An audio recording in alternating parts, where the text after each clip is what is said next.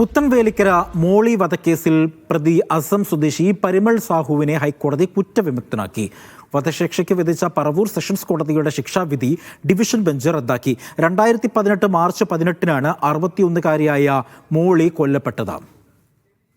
മുജിതബയുണ്ട് വിവരങ്ങൾ നൽകാനായി. മുജിതബ, എന്തുകൊണ്ടാണ് ഈ പരിമൾ സാഹുവിനെ ഹൈക്കോടതി കുറ്റവിമുക്തനാക്കാനുള്ള ഒരു സാഹചര്യം എന്തായിരുന്നു? അന്ന് ഈ 2018 മാർച്ച് 18-ന് അർദ്ധരാത്രി നടന്ന കൊലപാതകം പിറ്റേന്ന് രാവിലെയാണ് അറിയുന്നത്. 61-കാരി കൊല്ലപ്പെടുന്നു.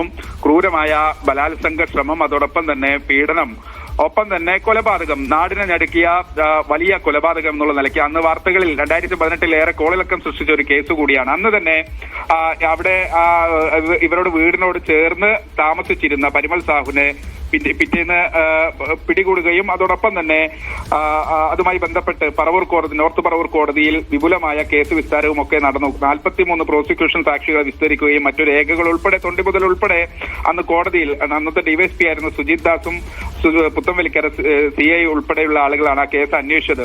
വിപുലമായ ഒരു കേസന്വേഷണമായിരുന്നു. അതിന്റെ അടിസ്ഥാനത്തിലാണെന്ന് നോർത്ത് പറവൂർ കോടതി വധശിക്ഷ വിധിക്കുകയും ചെയ്തിരിക്കുന്നത്. ഇന്നിപ്പോൾ ഈ കേസിൽ പ്രതിയെ ഹൈക്കോടതി ഡിവിഷൻ ബെഞ്ച് കുറ്റവിമുക്തനാക്കിയിരിക്കുന്നു. അസം സ്വദേശിയാണ് പരിമൾ സാഹു. അദ്ദേഹത്തിന്റെ വധശിക്ഷ ഹൈക്കോടതി റദ്ദാക്കിയിരിക്കുന്നു. മാത്രമല്ല, വധശിക്ഷ റദ്ദാക്കുന്നതിനൊപ്പം അദ്ദേഹത്തെ ഈ കേസിൽ നിന്ന് തന്നെ കുറ്റവിമുക്തനാക്കിയിരിക്കുന്നു. അന്ന് മനസ്സിലാക്കുന്നത്, അന്നത്തെ കേസിന്റെ രേഖകൾ പരിശോധിക്കുമ്പോൾ മനസ്സിലാക്കുന്നത്, പീഡന ശ്രമം എതിർത്തതിനായിരുന്നു 61-കാരിയായ മോളി കൊല്ലപ്പെട്ടത്.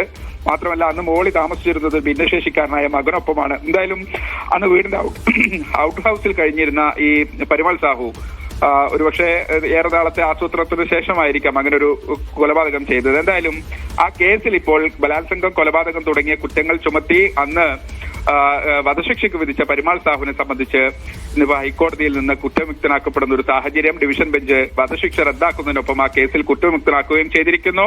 എന്തായാലും ഏത് സാഹചര്യമാണ്, പ്രത്യേകിച്ച് തെളിവുകളുടെ അഭാവം ഉൾപ്പെടെ, മാത്രമല്ല സാക്ഷികളുടെ ചില മൊഴികളുടെ വൈരുദ്ധ്യം ഉൾപ്പെടെയുള്ള കാര്യങ്ങൾ ചൂണ്ടിക്കാണിച്ചായിരുന്നു ഹൈക്കോടതിയിൽ ഇതിന്റെ വാദം നടന്നത്.